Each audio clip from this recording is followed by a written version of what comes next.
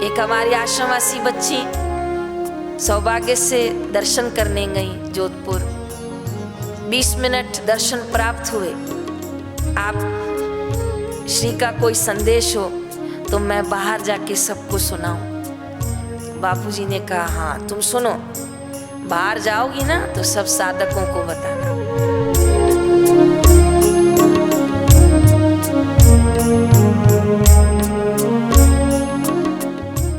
एक हमारी आश्रमवासी बच्ची सौभाग्य से दर्शन करने गई जोधपुर।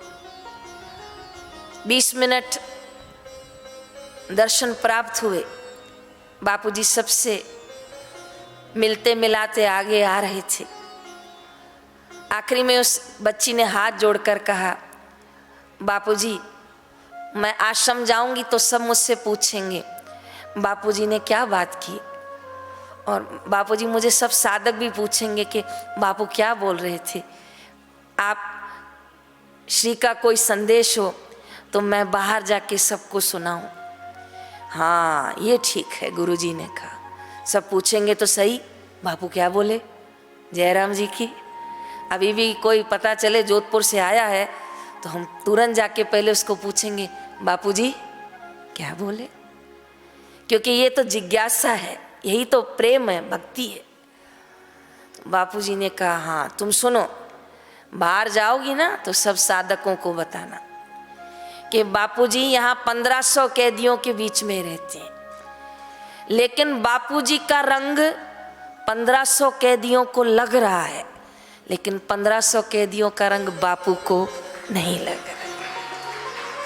साधकों को बोलना तुम बापू के शिष्य हो, ऐसे ही तुम्हारा रंग संसारियों को लगना चाहिए, संसारियों का रंग तुमको नहीं लगना चाहिए। यही संदेश देना सबको। जयराम जी की।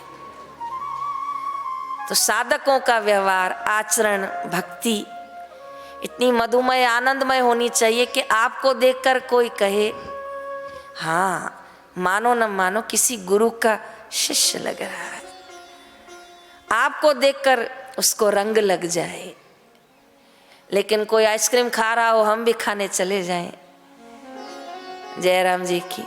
कोई होटल पे जा रहा हो और उसके साथ साधक भी चले जाएं, तो फिर वो जीत गया और हम हार गए।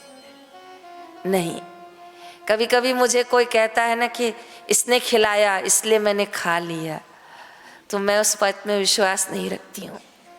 मैं इस बात में विश्वास रखती हूँ कि जब तक आप नहीं खाना चाहें तब तक दुनिया की कोई ताकत आपको खिला नहीं सकती।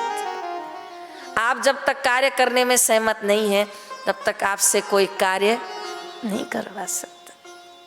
इसलिए अपनी दृढ़ता प्रहलाद की नाई बनाए रखें, अपनी दृढ़ता भक्त ध्रुव की नाई बनाए रखें। भक्ति का रंग जो लगाया वो छूटने न पाए। हमें जो अपने दर पे बिठाया वो दर कभी छूटने न पाए। कई माताओं को एक जानकारी होगी कि कभी कभी कपड़े पे दाग लग जाता है ना, तो एक दवाई मिलती है, इसको ब्लीचिंग कहते हैं। अगर आप वो डालेंगे ना तो दाग निकल जाएगा। लेकिन अगर वो दवाई किसी रंगीन कपड़े पे डालेंगे ना, समझ गई ना माताएं, तो क्या होगा, रंग ही उड़ जाएगा। तो जैसे ये ब्लीचिंग दवाई होती है ना, वो दाग तो उड़ाती है पर रंग भी उड़ा देती है। ऐसे ही संसार में कोई हिरण्याकश्यपु जैसे होते हैं जो भक्ति का रंग उड़ा देते हैं। ऐसे लोगों से 4 कदम दूर, उनकी संगति से 4 कदम दूर, क्षमा चाहती हूँ, उनके हाथ से भोजन बनाए हुए खाने से भी दूर। प्रेम से उनको प्रणाम, पर सावधानी, नहीं तो ब्लीचिंग दवाई जैसे रंग उड़ जाए। हमारी एक शादी का बहन बहुत अच्छा भजन गाती हैं। बापूजी उनको प्रेम से भजन सम्राट कहते थे। एक बार बड़ी दुखी व्याकुल होकर आई और बताया कि बहन जी मुझसे गलती हो गई।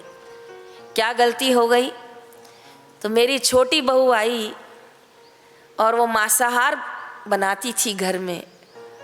वो धीरे धीरे मेरे रसोई घर में बनाने लग गई और धीरे धीरे मुझे खिलाने लग गई। जयराम जी की पछतावा था उनके मन में। हाथ में मैंने पानी दिया, संकल्प करवाया बापूजी के स्वरूप के आगे कि दोबारा ऐसा नहीं करूंगी। बहुत क्षमा मांगी, हृदय से रोई, हो गया चित्त शुद्ध उनका। लेकिन जाते समय मैंने उनसे पूछा कि ऐसे कैसे हो गया, आप इतनी पुरानी साधक हैं, आप कैसे चली गई आगे? तो उसने कहा, बहन जी वो मुझसे थोड़ी मजबूत होगी, अर्थात वो कहीं ना कहीं ब्लीचिंग दवाई रही होगी। अगर रंग आया तो रंग ही उड़ा दिए, क्योंकि कई लोग नकारात्मक ऊर्जा कली काल में प्रभावशाली होता है, और नियम न करो, जप निष्ठा न हो तो सकता है सामने वाले का रंग हमारे ऊपर चढ़ जाए। ये आपको समझना पड़ेगा। इसलिए अपने रंग को बचाए रखें, सावधानी रखें अपनी भक्ति में। किसी को तुच्छ न समझें, किसी से घृणा न करें, पर अपना रंग बनाए रखें।